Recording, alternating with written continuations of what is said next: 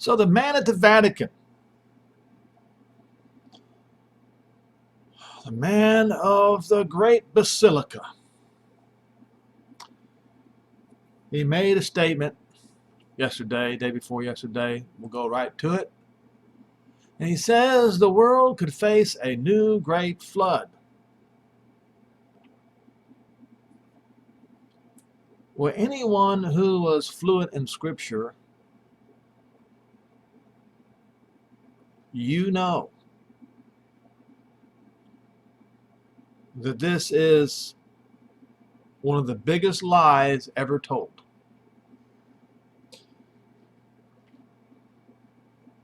The flood is actually mentioned by one of the disciples, where it says, as in the days of Noah.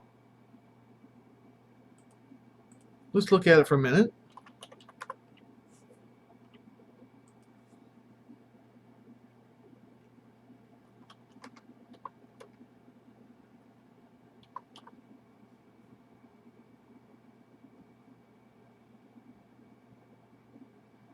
I wonder which one I should do. Matthew 24:37.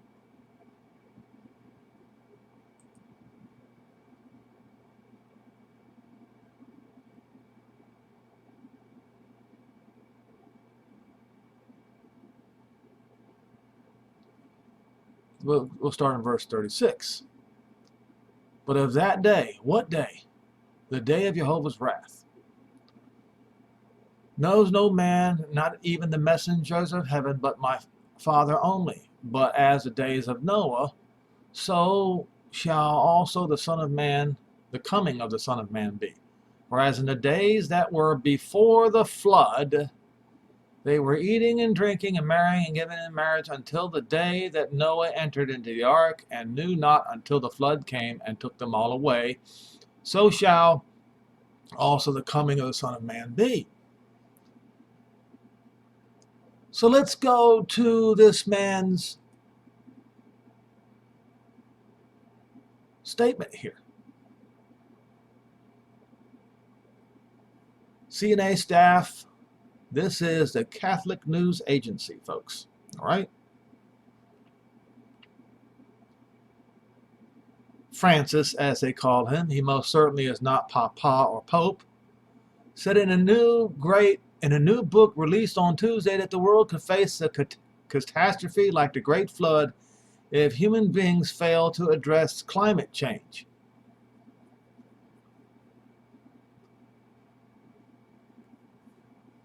According to an excerpt from the book in the newspaper, Correa del Sera, the fellow said, a great flood, perhaps due to a rise in temperature and the melting of glaciers. This is what will happen if we continue the same path. All right. The Pope's comment about the flood came during a discussion of Jehovah's wrath, they call it God's wrath, but it's Jehovah's wrath, in which he said was directed against evil emanating from Satan. All right. He said that the wrath seeks to bring justice and to cleanse. The flood is a result of wrath according to the Bible, he said. He noted that experts regard the flood as a mythical story. He stressed that he did not wish to be misquoted as saying that the Bible is a myth, but suggested that the myth was a form of knowledge.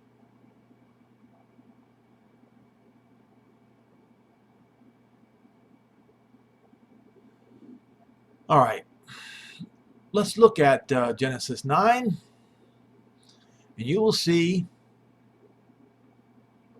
one of the very first things, the covenant of the rainbow in King James Version. We'll go to Strong's Concordance. What is the covenant of the rainbow? Well, this whole thing right here contains the Noahide law to begin with. All right. But the covenant of the rainbow was this.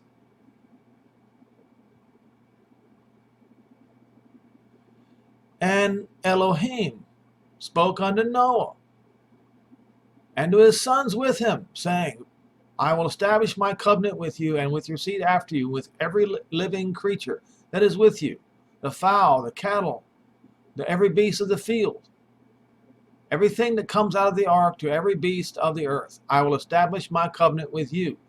Neither shall flesh be cut off any more by the water of a flood, neither shall be any more flood to destroy the earth. And Elohim said, this is the token, this is the sign of the covenant which I make between, when it says, which I make, set this age, every soul, every living being, for perpetual generations. I set my bow in the cloud, and it shall be for a token of a covenant between, or a covenant of the earth. And it shall come to pass, whenever I bring a cloud over the earth, that the bow shall be seen in the cloud. And I will remember my covenant, which is between me and every living creature on the earth, and the water shall no more become a flood to destroy all flesh. And the bow shall be in the cloud, and I will look upon it, and I may remember the everlasting covenant between Elohim and every living creature of all flesh that is upon the earth. And Elohim said unto Noah, this is the token of the covenant which I have established between all flesh and all earth.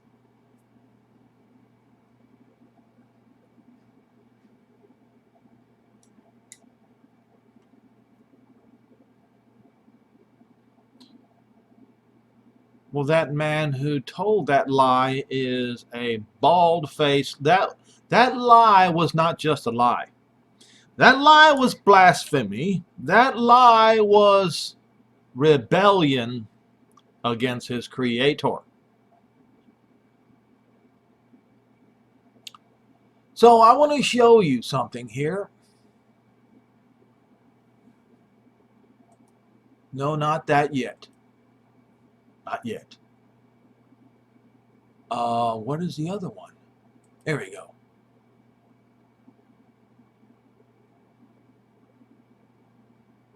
So Francis and the top Iraqi Shiite cleric hold historic visit symbolic meeting.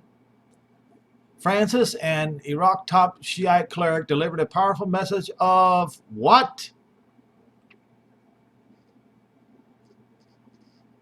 Peaceful coexistence.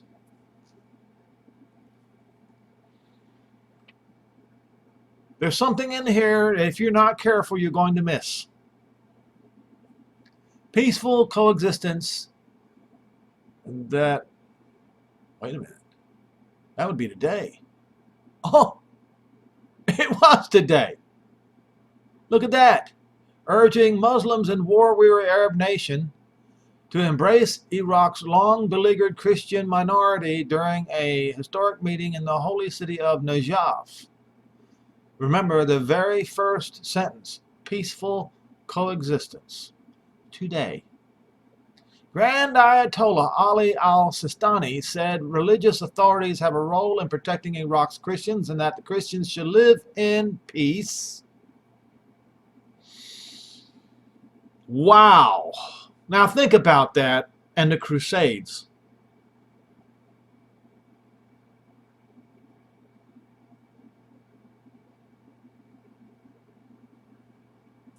And enjoy the same rights as other Iraqis. The Vatican said that Francis thanked al-Sistani for having raised his voice in defense of the weakest and most persecuted during some of the most violent times in Iraq's recent history. It's too bad that, those Vatican kings did not have the same empathy for the Jews, their people persecuted for the last 2,000 years.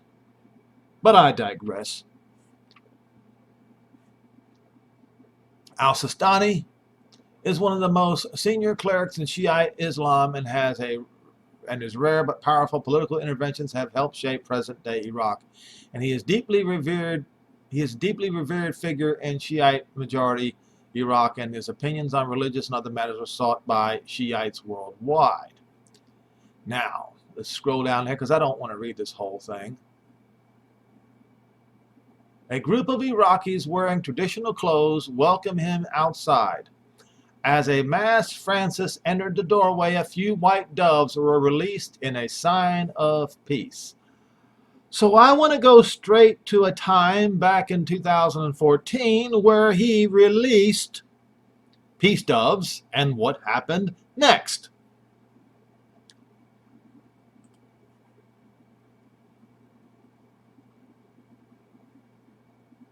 The pontiff's peace doves attacked by crow and seagull. This is January 2014. Two white doves released by children standing alongside Francis in the Vatican City as a peace gesture have been attacked by other birds. A seagull and a crow swept down on the doves after they were set free from the apostolic palace during the Pope's weekly Angelus prayer. Tens of thousands of people watched as one dove struggled to break free, but the crow pecked repeatedly at the other dove. It is not clear what happened to the doves that flew away.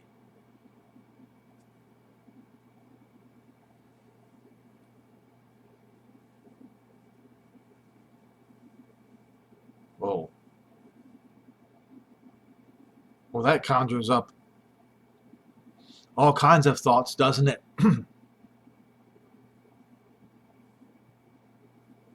It's as if nature is being prophetic.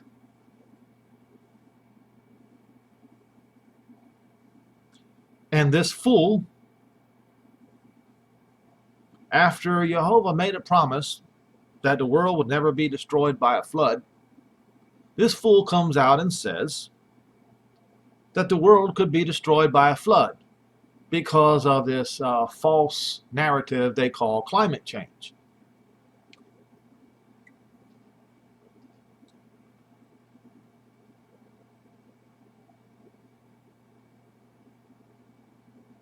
And then he goes and releases peace doves in the Middle East. See what happens when they release peace doves? It's almost like the prophetic words of Paul in 1 Thessalonians 5. When they shall say peace and safety, then the sudden destruction shall come upon them as a woman in travail, and they shall not escape. Sometimes you just got to watch what's happening in front of you.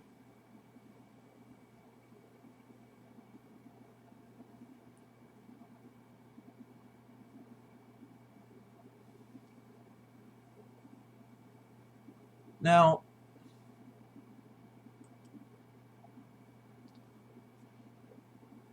so I want to go back to Zechariah 9 again, like I did the other day, and expound upon it a bit more.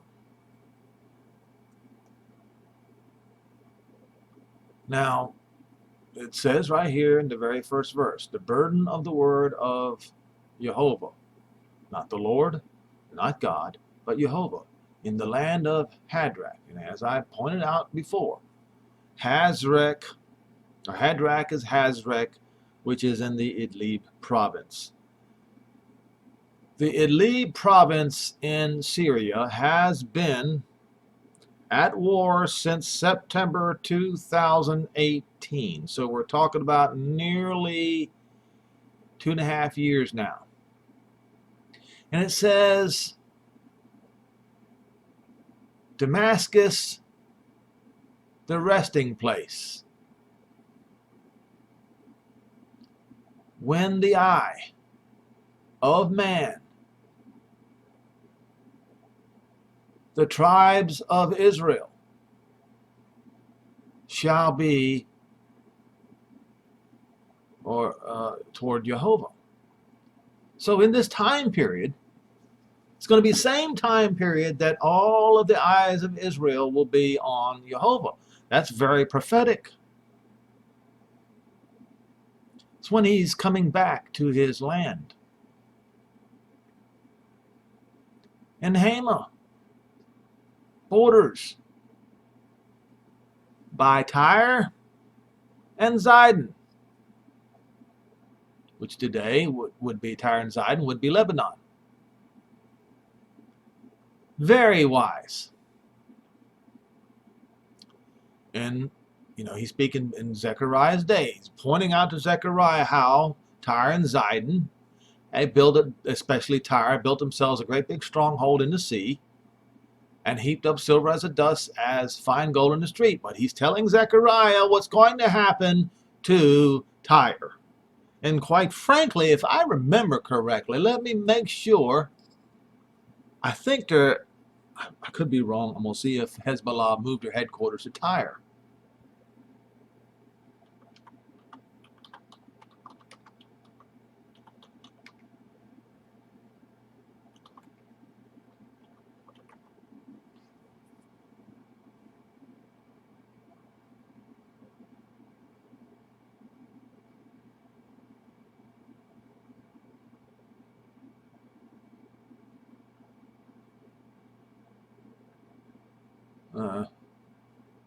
Somewhere was last year, I believe it was. I saw something about that.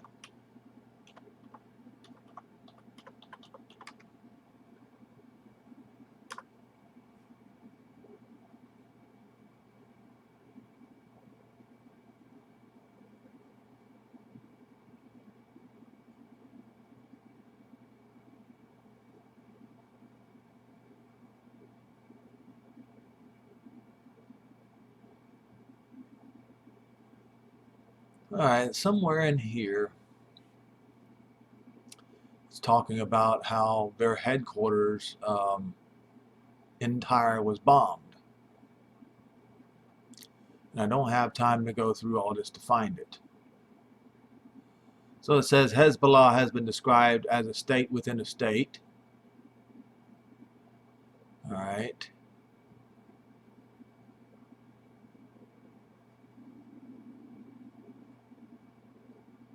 So it's strong support among Shia Muslims, while Sunnis have disagreed with their agenda.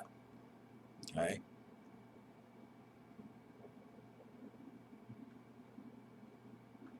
Let me try this because I think it's important.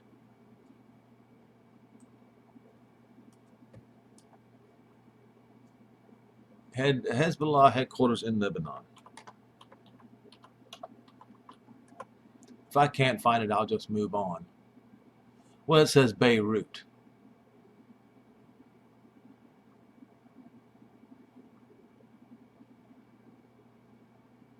I remember them saying that they were moving their headquarters to Tyre. But anyway, Tyre and Zidon is essentially Lebanon. Now, he said Jehovah will cast her out and will smite her power in the sea, and Lebanon or Tyre will be eaten with fire. Ashkelon shall see it in fear, Gaza shall see it and be sorry, and Ekron for her expectation will be ashamed, and there will be no leader in Gaza. Their leaders will perish in Gaza, and they're not going to be inhabiting Ashkelon. Or actually, yeah, well, it's all right. So he says, Mamzer will dwell in Ashdod, and the pride of the Philistines, or the Pelishti, will be cut off. And he will turn aside the blood that he's constantly calling for death to Israel. He's going to stop that. And stop those abominations between his teeth. And he that is left over, Elohim, captain, aloof, lamb, a docile general lamb in Judah.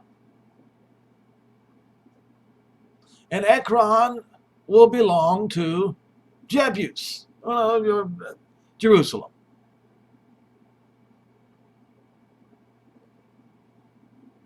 encamp at my house. Where's the location of his house? Well, I had just pulled that up. It's within the walls of the it's like right across from the Dome of the Rock is where it is. That's the place. And watch, because of the destroyer, the one who passes by, right? One who crosses over with accusative. All right. And return. No oppressor will pass through them anymore. All right. So he says, rejoice greatly, O daughter of Zion, and shout, O daughter of Jerusalem. Behold, your king comes to you. So this is the time. This is the time of the coming of Moshiach. Zechariah 9 is it? When is he coming? When Idlib is being destroyed,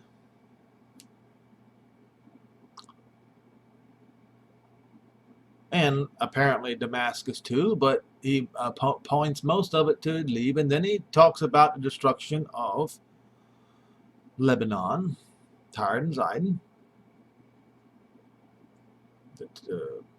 So, and then there's this. He's going to chase out the chariots, the enemy out of Samaria. That's why it says Ephraim. And they chased them out of East Jerusalem. And their battle bow will be cut off, and he's going to speak peace unto the Gentiles. And his dominion shall be from sea to sea, and from the river to the ends of the earth. And as I pointed out, the end of the earth is going to extend far, far, far into the Mediterranean Sea, and nobody really knows where it's going to stop. Now, do we? Now, the blood of the covenant. Send your prisoners out of the pit. Return to the stronghold. The stronghold will be Jerusalem. You prisoners of hope, because today I declare that I will render double. Now, we just read in a couple of videos back that he's going to give Jerusalem double because of what Ecclesia did to Jerusalem, that great whore. Judge unto the great whore double for what she did to Jerusalem.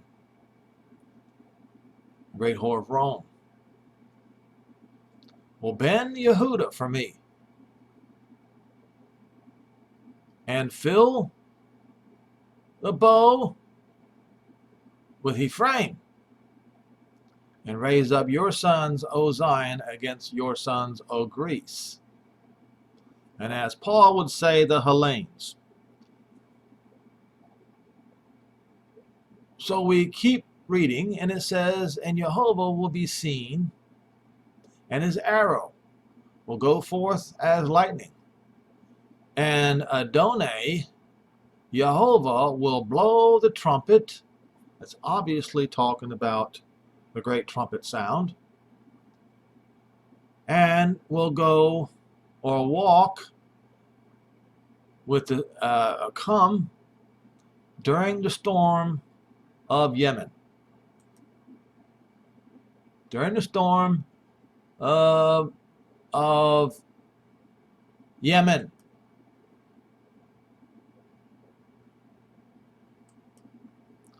Well, the storm of Yemen has been taking place for 6 years now, and I just read that the Houthis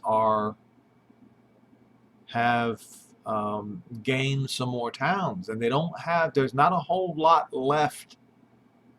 They've almost finished. The Saudis are in trouble. So this is all going to happen. All of this is going to happen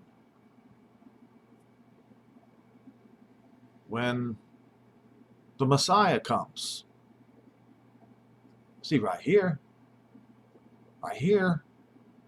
Rejoice greatly, O daughter of Zion. Shout, O daughter of Jerusalem.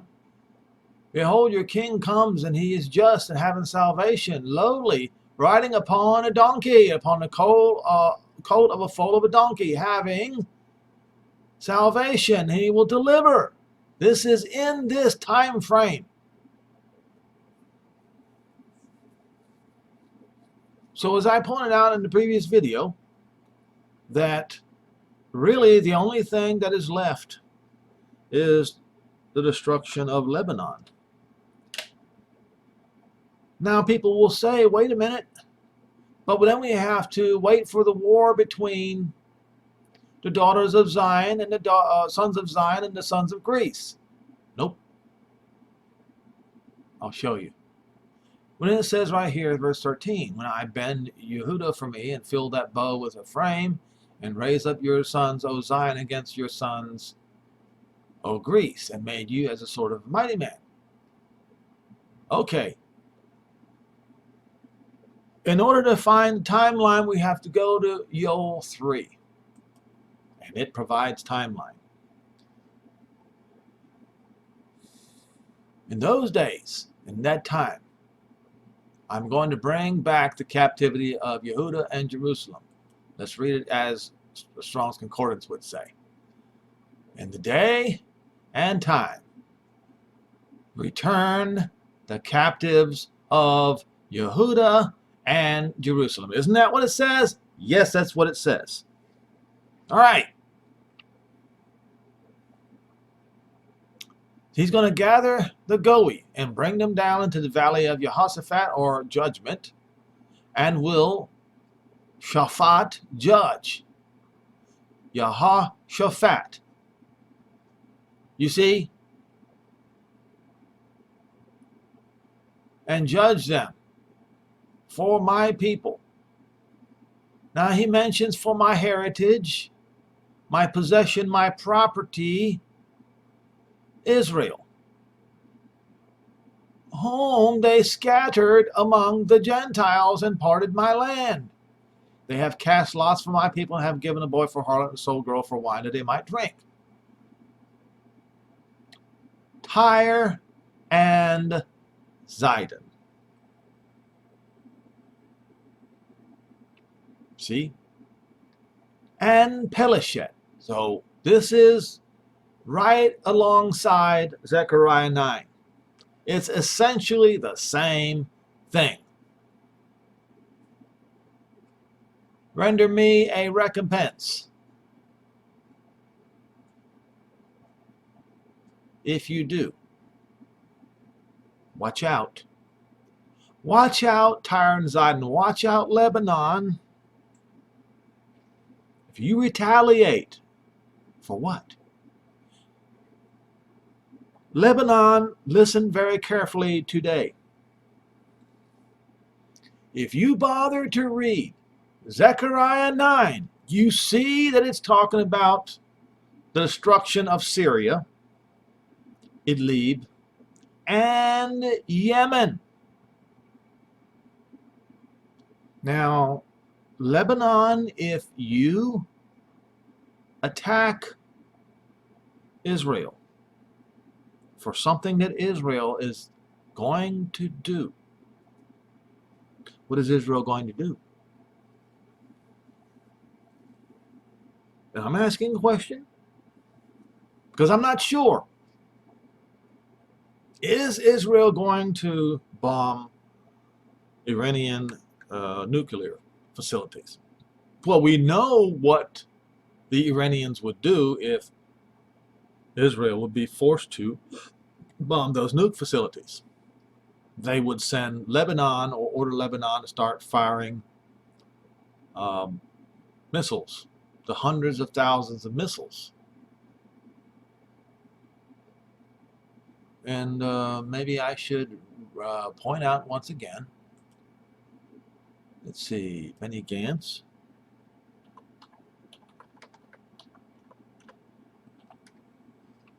Fox News.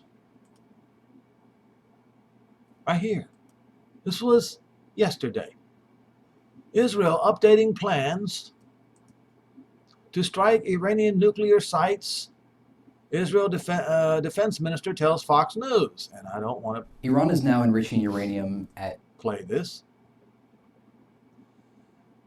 So the Israel military is updating plans to strike Iranian nuclear sites. It is preparing to act independently, Israeli Defense Minister Benny Gantz told Fox News. Now, Benny Gantz is in opposition to Benjamin Netanyahu, but there does seem to be a agreement on something here.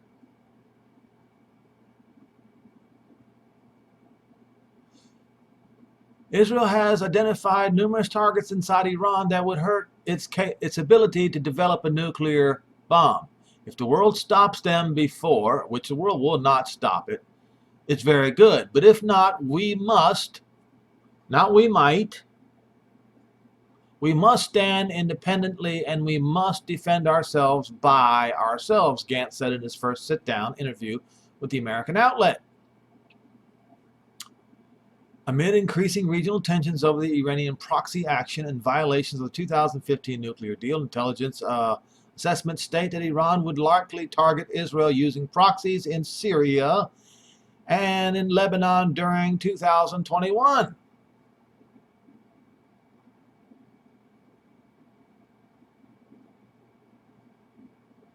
What does Yol 3 say about that?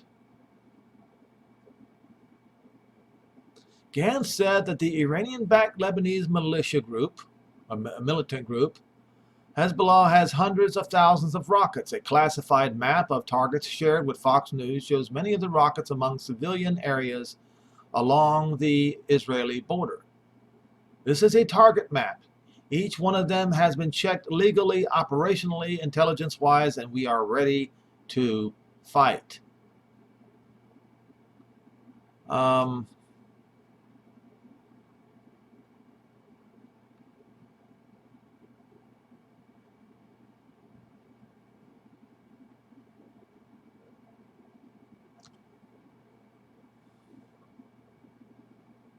So, as we see, you can look up this for yourself, that Benny Gantz, I'll play a little bit of it.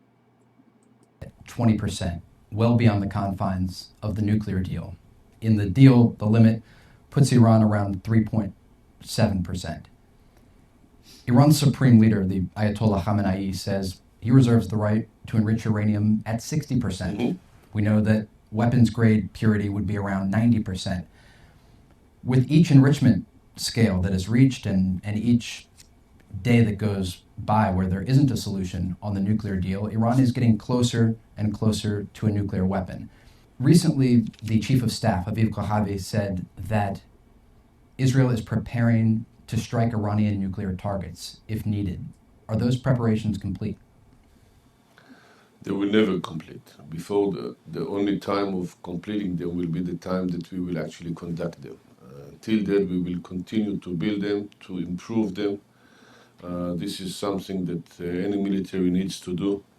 We are working on it. We have them in our hands, of course, but we will continue and constantly improving them to the highest professional level possible. But it's very important to remember what you have just said, Ray. The Iranians are breaking everything that was agreed with them. They are bluffing in any aspect that one can think. They are spreading it all across Iran.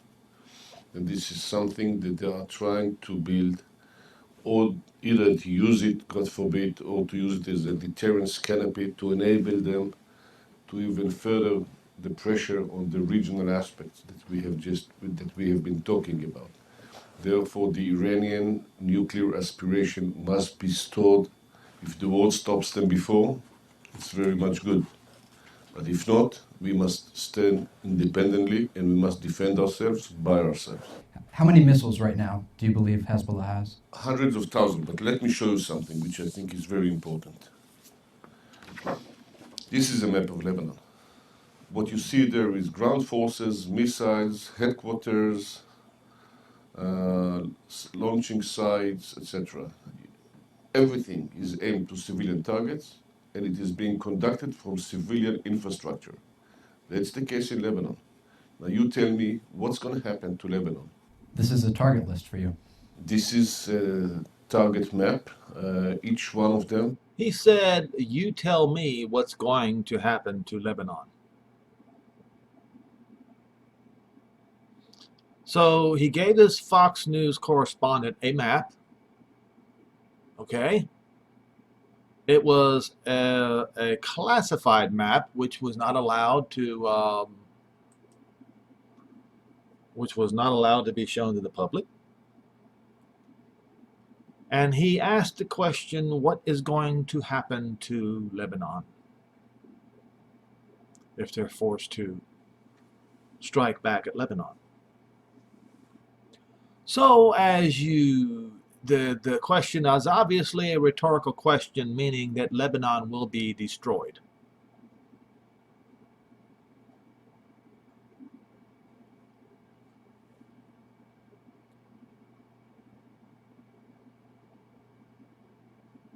So he says, if you retaliate, O Tyre and Zidon, and the Peleshet, Gaza,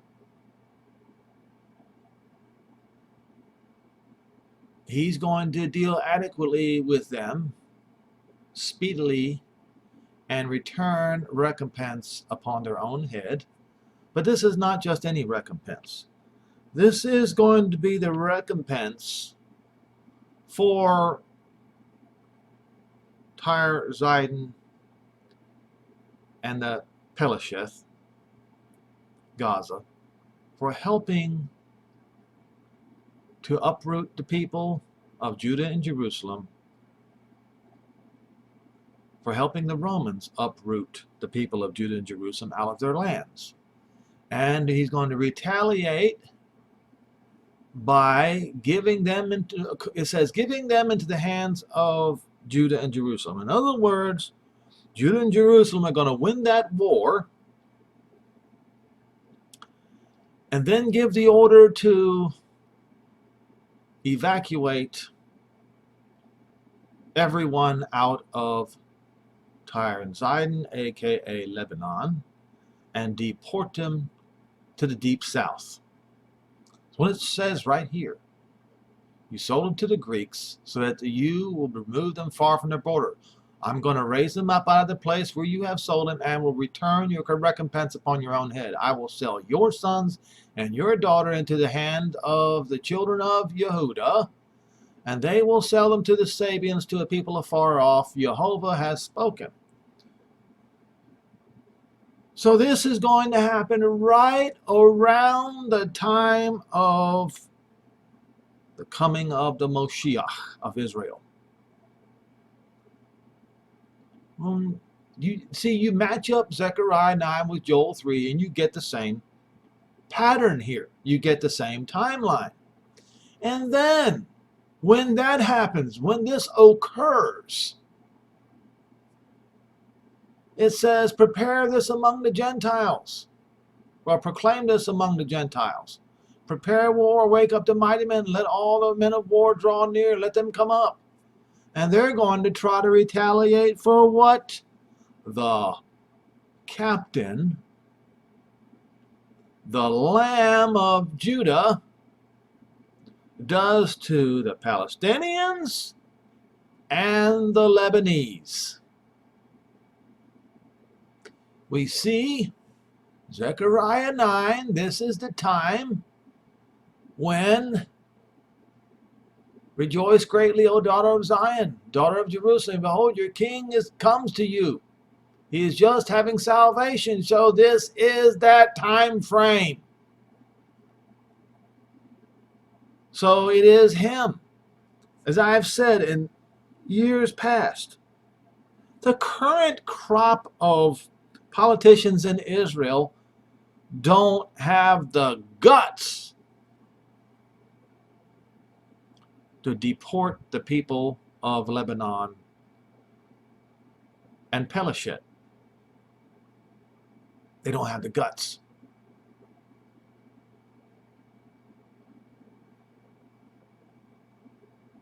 The land is going to have to do it. And these nations, they're going to be outraged. Outraged. They're going to be gathered unto the valley of judgment. The valley of Jehovah judges. And he says, okay, so this right here, when they come into the valley of judgment, they're going to be judged for the whole house of Israel. Not just for Judah and Jerusalem. You see, the Tyre and Zidon and the coast of Pelishit, they're going to be judged for Judah and Jerusalem.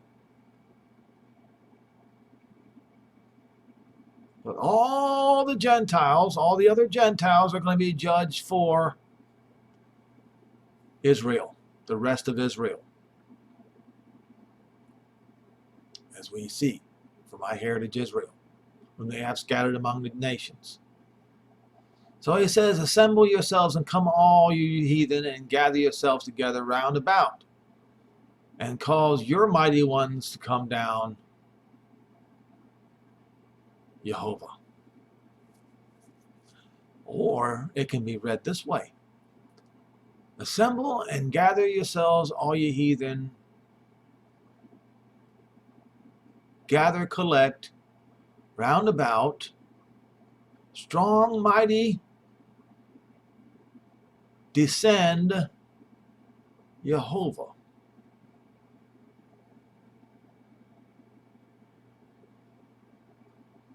All right. So at the descent of Jehovah, as it is written right here in, written right here in Zechariah 9, where it says, Jehovah will be seen, and his arrow will go forth as lightning, and Jehovah will blow the trumpet, and shall come during the storm of Yemen. All right? Yemen. He's going to come during the storm of Yemen.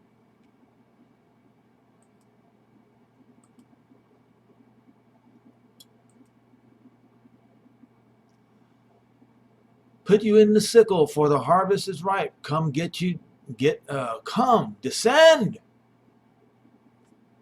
Descend. For the press is full, and the fats overflow, for the wickedness is great.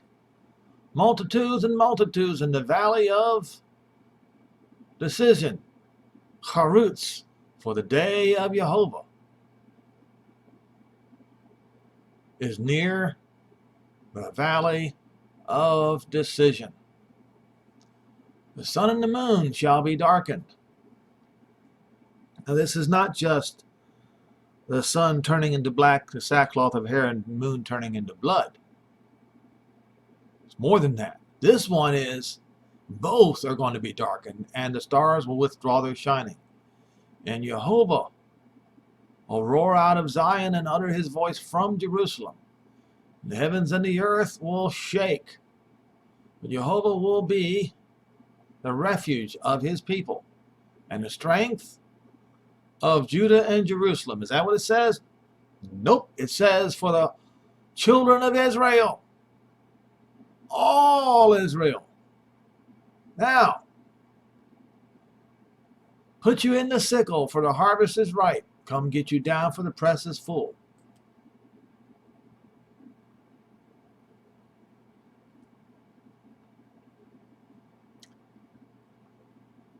So this is a summary right here, Revelation 14. You have the Lamb and the 144,000, but not just the 144,000, because they are the first fruits, along with the first fruit,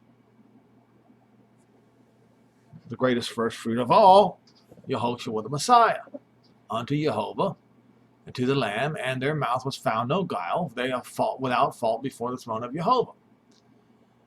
Then I saw another messenger fly in the midst of heaven, having the everlasting gospel. Why do they have to preach the everlasting gospel? Because Christianity does. They preach a false gospel. Christianity preaches a false gospel. I have been telling you the real gospel on this YouTube channel, and nobody else has on YouTube. I know this because I checked. The gospel is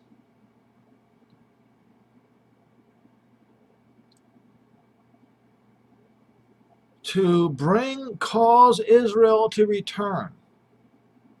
That's the first one. Cause Israel to return, and the Messiah watch and guard over them. That's number one. Number two is that he may be salvation to the ends of the earth. That is in reference to the Gentiles. That is the gospel.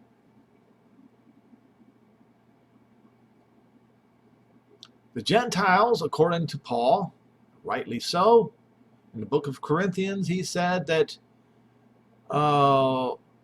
he marveled that they would be so soon moved to a different gospel. And then he said that if anyone preached a different gospel than what him and the disciples preached, let him be accursed. I have no fear of a curse, because I know what the good news is. I know what the gospel is. I'll show you.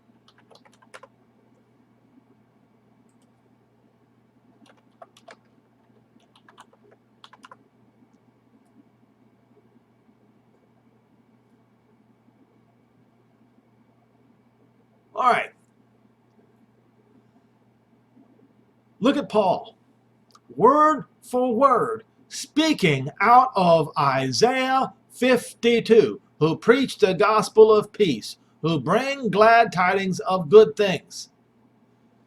Isaiah 52, verse 7, good news, who proclaim peace, who bring glad tidings of good things, who proclaim salvation. All right? So let's look at Romans 10:15 first.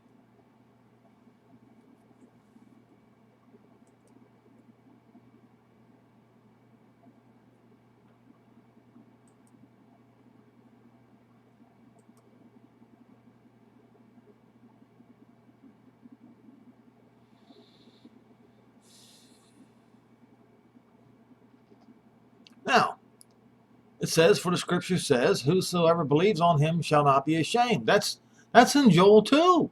But all who proclaim the name of Jehovah, and no Christian today does, none of them, shall be delivered, it says. For there is no difference between the Jew and the Greek, for the same Messiah is over all, rich unto them that proclaim him. For whosoever, it says, shall call upon the name of Jehovah shall be saved. That's in Joel 2.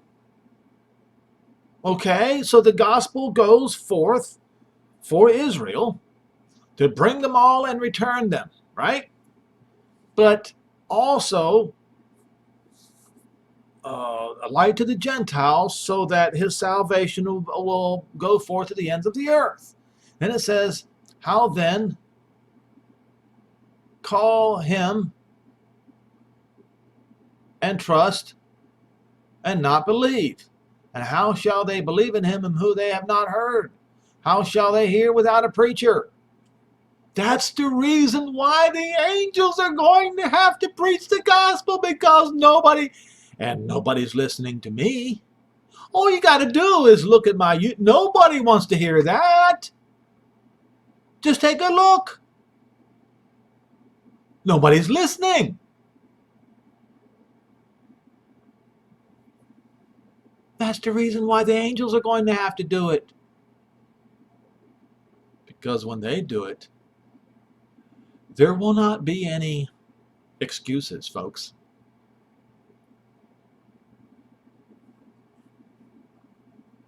How shall they preach except they be sent? As is written, how beautiful are the feet of them that preach the gospel of peace and bring glad tidings of good things.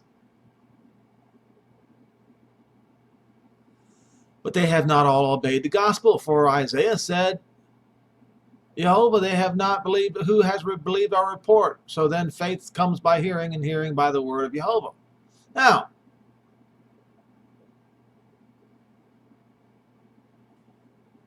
so he's quoting Isaiah. Let's go back. Obviously, he is quoting Isaiah 52.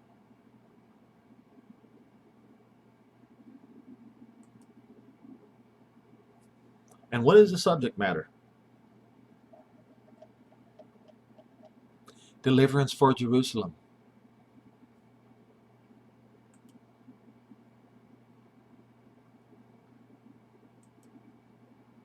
Wake up, put on your strength, your might. Flex your muscle, O Zion. Put on your beautiful garments, Jerusalem, the holy city, for henceforth you shall no more uncircumcised and unclean come to you. Shake yourself from the dust, arise and sit down, O Jerusalem. Loose yourself from the bands of your neck. Break the bands of the Gentiles, Jerusalem. O captive daughter of Zion. For thus Jehovah says, you have sold yourself for nothing, yet you will be redeemed without money. For this says Adonai Jehovah. My people went down aforetime into Egypt to sojourn there, and the Assyrian oppressed them without a cause. Now therefore, this is what Jehovah says. My people, they are taken away for nothing. They that rule over them make them to howl, says Jehovah. And my name continually every day is blasphemed. And the blasphemer today blasphemed again. Therefore, my people shall know my name. What is his name? It is Jehovah.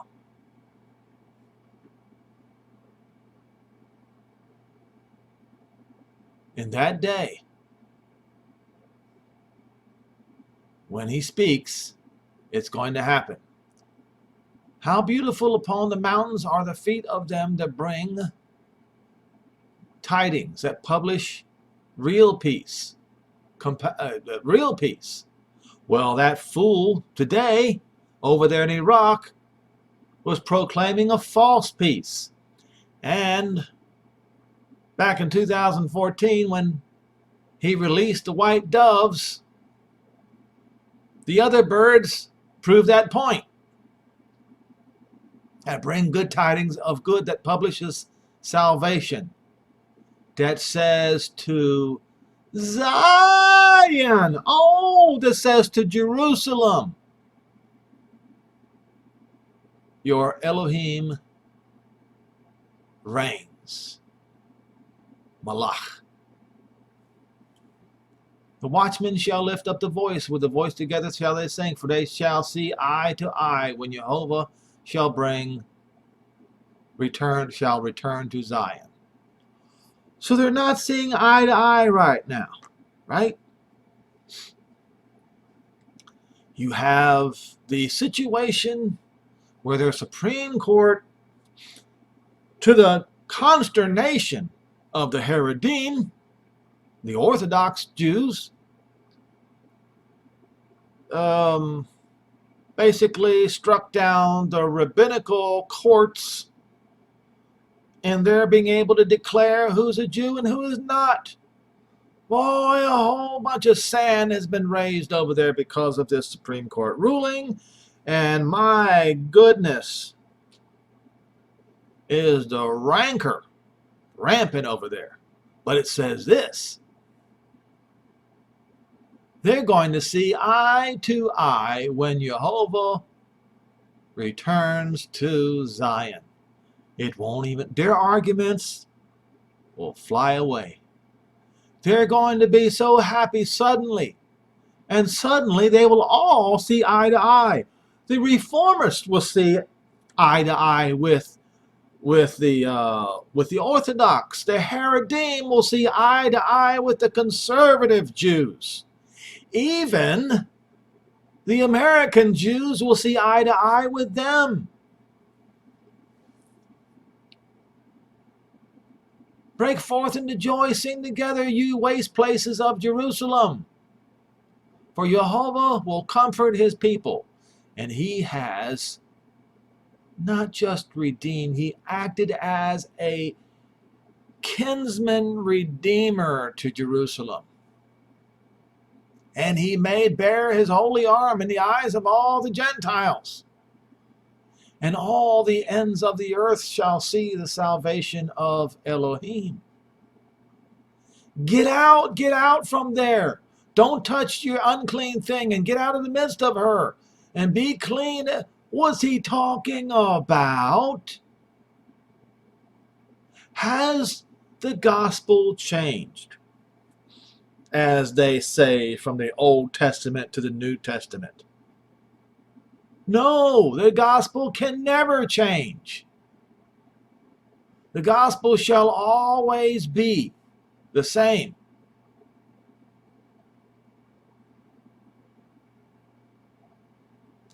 So we go to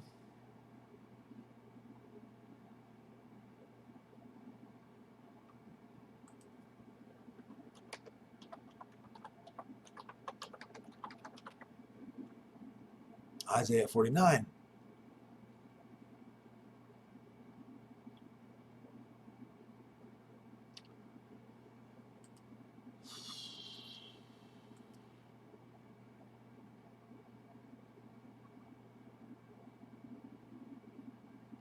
Now this what Jehovah says, the one that formed the Moshiach from the womb.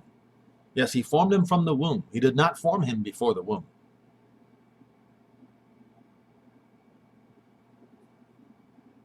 And those of you who claim that he did, you need to recognize this false idol in whom you serve. Formed me from the womb to be his servant. For what? Why? To bring Jacob, cause him to return. All Israel to be gathered, to be glorious in the eyes of Jehovah, Elohim, and be strong. But then he said, it is a light thing that you should be my servant, just to raise up the tribes of Jacob, to restore the preserved, or to watch over and keep, it's what it should say, of Israel. I will also give you for a light to the Gentiles, that you may be my salvation to the ends of the earth.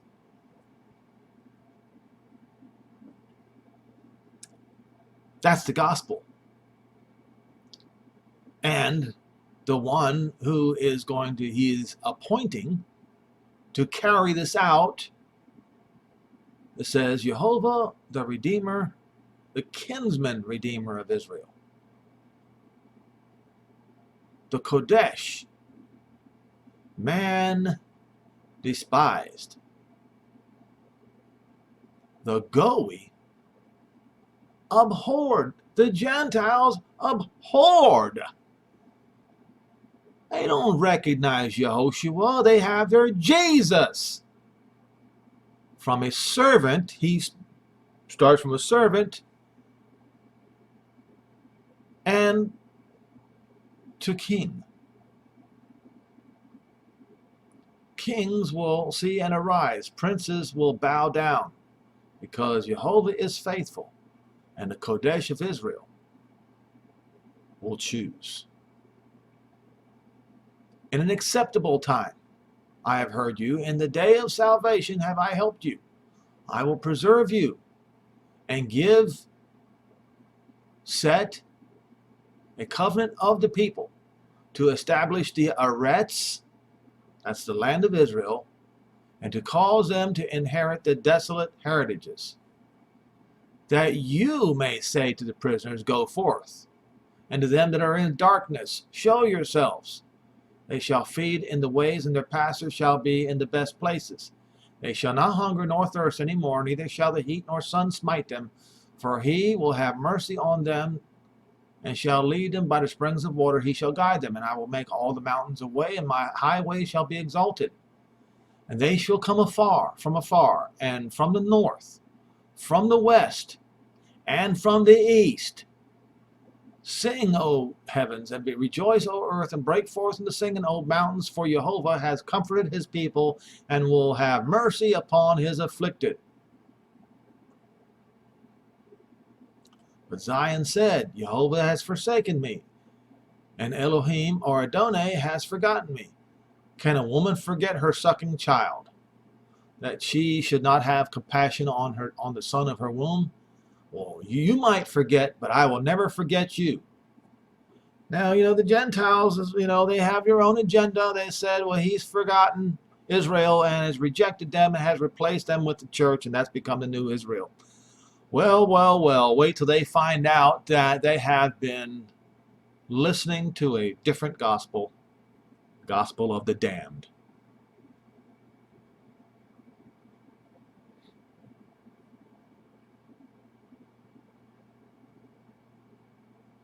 Look, I have engraved you upon the palms of my hands.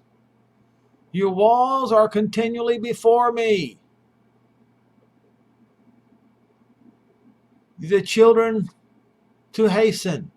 Your destroyers that caused you to go, that destroyed your land, they will flee. They will come out of you. They will leave. Lift up your eyes round about and look at all these that gather themselves together and come to you. As I live, says Jehovah, you will surely clothe yourself with all. In other words, the land of Israel will be totally clothed with the people of Israel as ornaments. And they will be bound to you as a bride does her clothing.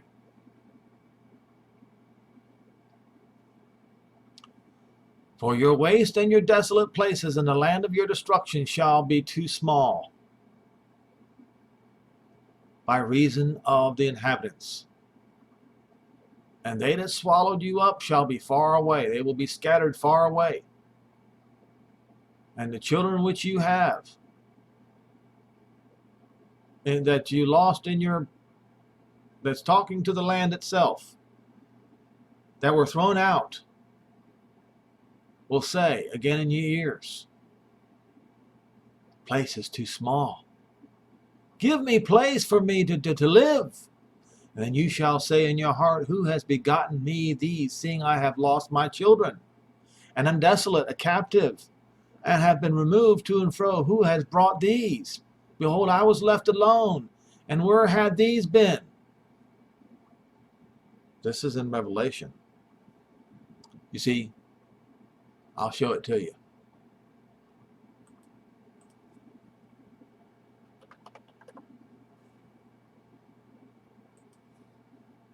Revelation 7.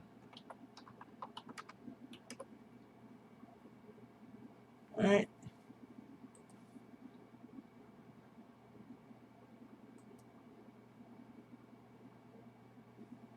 Now this is proof that this is one more proof that the innumerable multitude are the lost Israel.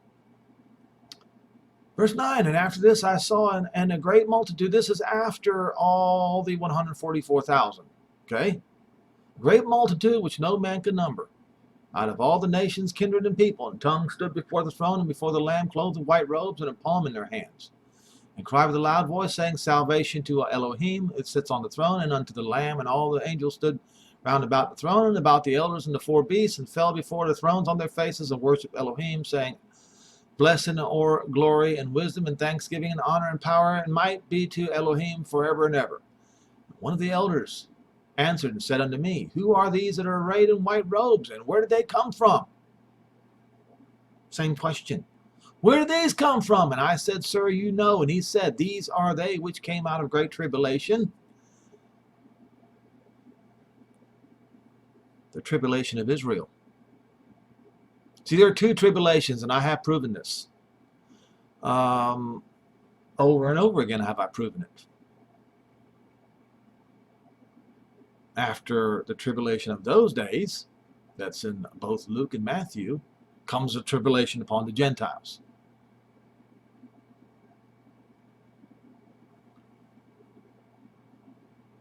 They have washed the robes and made them white with the blood of the Lamb. Therefore they shall be before the throne of Jehovah to serve him day and night in his temple. And he that sits on the throne shall dwell among them. And they shall hunger no more, neither thirst any more, neither shall the sun light on them for heat. For the Lamb which is in the midst of the throne shall feed them, and shall lead them into the fountains of living waters, and Jehovah shall wipe away all tears from their eyes. The children which you shall have, which you had, the children of your bereavement, okay, the children of your bereavement shall say, you see what King James has done here? See, these are the same children, the children of your bereavement shall say. It does not say the children which you shall have after you have lost the other. It does not say that. King James lied to you. The children of your bereavement shall say again in your ear, the place is too strait, too small. Please give us that I may dwell. And then you shall say in your heart, who has begotten these? No, who? Hold on. They shall say in your heart, beget the bereaved and desolate, a captive removing to and fro, to grow up those who are left over. Where have they been? Where? Where? Where do they grow up? You see? Where did they grow up? What happened? How did this happen? Now, the answer? This is what Jehovah Elohim says.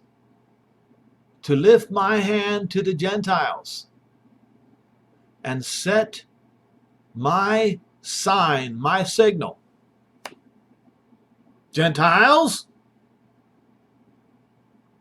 and they will bring your sons in their arms, and your daughters shall be carried upon their shoulders. How? Isaiah 60. On the flying ships of Tarshish. Isaiah 60 verse 8. The flying ships of Tarshish. That's how they're going to be found and brought back in. That is the gospel that Christianity utterly rejects. Because Paul said that the Corinthians and others would soon, so quickly, go to another gospel.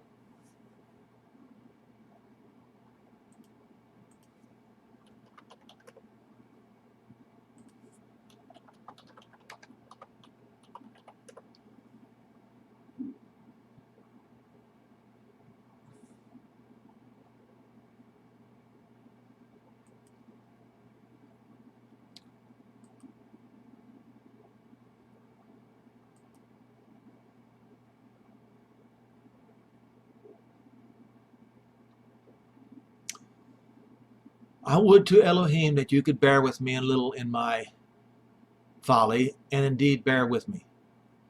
For I'm jealous over you with a pious jealousy, because you are espoused to one husband, that I may present you as a chaste virgin to Moshiach. This is, Paul was fulfilling the duty of bringing his salvation to the ends of the earth for the Gentiles. He was doing this. All right? But he's telling them, lest by any means, just like the serpent beguiled Eve through his subtlety, so your minds would be corrupted from the simplicity that is Moshiach. For he that comes preaching another Messiah, whom we have not preached, or if you receive another spirit which you have not received, or another gospel which you have not accepted, that you might bear well with them.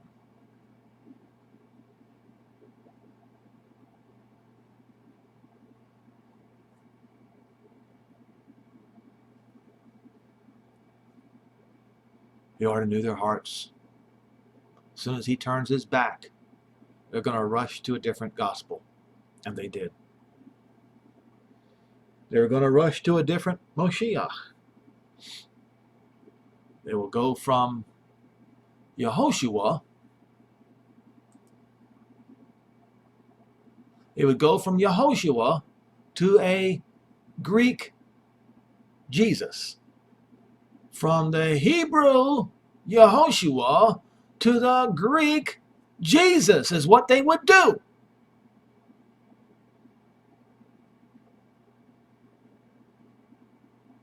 And this is the reason why, Zechariah 9, there is going to be this great war between the sons of Zion and the sons of Greece.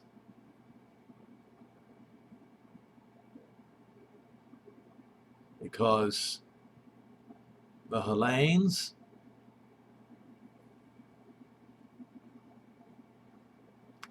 whom Paul preached to followed another gospel, and he said that they would.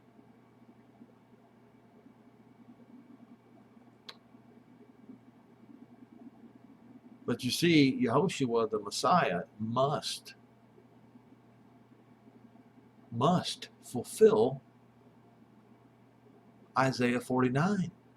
He must do all of this. All of it. It must be done.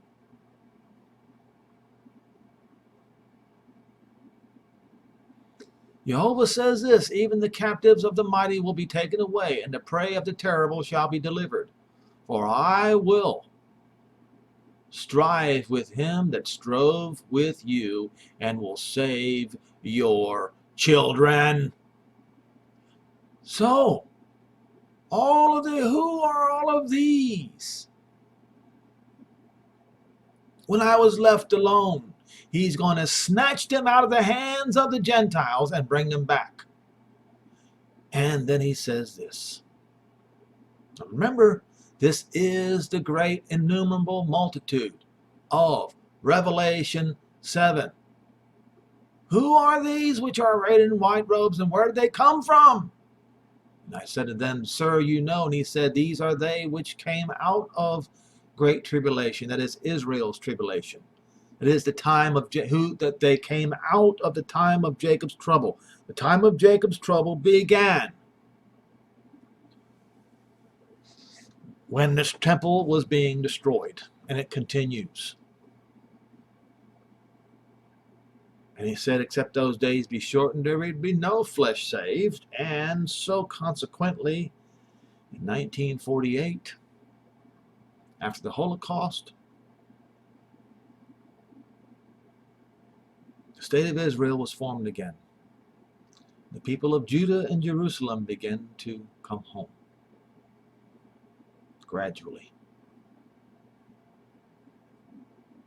But all of the people, the great innumerable, there's going to be so much more that's going to be gathered up. And they're going to be snatched out of the hands of the Gentiles. These are those people the great innumerable multitude which came out of Israel's great tribulation. And I guess I've got no choice but to go over this over and over again. Distress upon the Gentiles. Watch.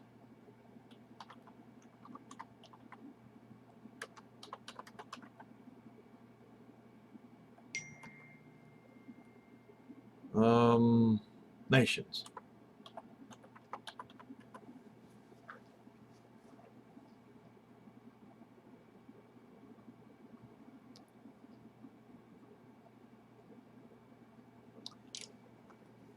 All right, so we go to Luke 25, 21, 25. And this is where, folks, I'm making this as simple as I possibly can for you. Luke 21, 25.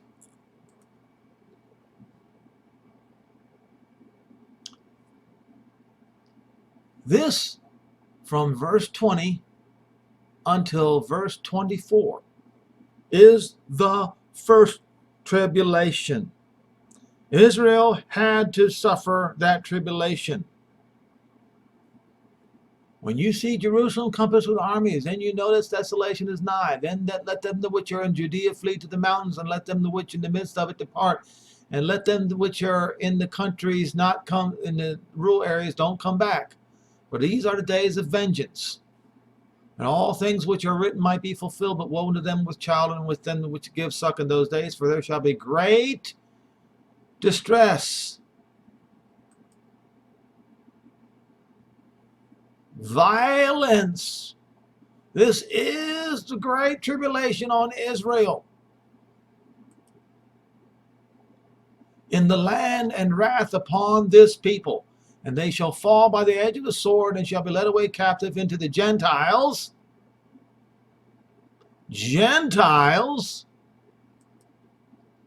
Until Jerusalem will be trodden down by the Gentiles, until the time of the Gentiles be fulfilled. Then what happens? When the time of the Gentiles comes to an end, then there shall be signs in the sun and in the moon. Joel 3 begins when the time of the Gentiles comes to an end. And the stars upon the earth, and the earth, tribulation upon the Gentiles. The Gentiles. So there was tribulation upon the land and Jerusalem, and then there's tribulation upon the Gentiles. And who are they that are going to be taken out of great tribulation? In order to find it, you got to go to Matthew 24, in verse 26. And immediately after the tribulation of those days shall the sun be darkened. So after Israel's tribulation shall the sun be darkened, and the moon shall not give its light, and the stars shall fall from heaven, and the powers of heaven shall be shaken. And then shall appear the Son of the Son of Man in heaven. Then shall all the tribes of the earth be cut off. To be stricken, to be cut off, to be smitten.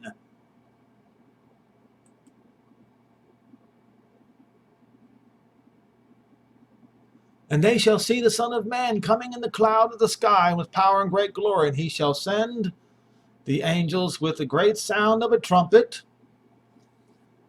See, Zechariah 9, the trumpet is going to be blown during the conflict in Yemen. And they will gather together his elect. What does Isaiah 49 say the elect are? Well, Isaiah 45 verse 6 says they are Israel. Paul said in Romans 11 verses 25 through 28, they are Israel for Abraham, Isaac, and Jacob's sake. And they're going to gather them from the four winds, from one end of the sky to the other. Those are these people. This great multitude, which no man could number, that were taken out of all the nations, kindreds, and tongues. Isaiah 49. I'm going to lift my hands to the Gentiles and send them a signal, and they're going to bring your sons, Israel, in their arms, and your daughters shall be carried upon their shoulders. And kings shall be your nursing fathers, and queens your nursing mothers, and they shall bow down to you with their face toward the earth, and lick the dust from your feet, and you shall know Jehovah, for they shall not be ashamed that wait on me. Shall the prey be taken from the mighty, or the captive delivered? Jehovah says, the captives of the mighty shall be taken away, and the prey of the terrible shall be delivered, for I will contend with him that contended with you, and save your children. And I will feed them that oppressed you with their own flesh. They're going to kill each other. And they will be drunk with the wine of their own blood, as with sweet wine, and all flesh shall know that Jehovah is the Savior and the Redeemer of Jacob.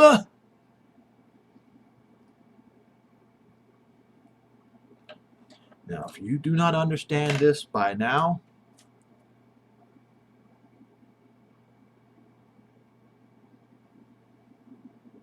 there's really nothing more I can do for you, except to say that this is a witness against you for believing the lies of this man who claims that the world is going to face another flood, when Jehovah specifically solemnly promised that it would never, ever happen again.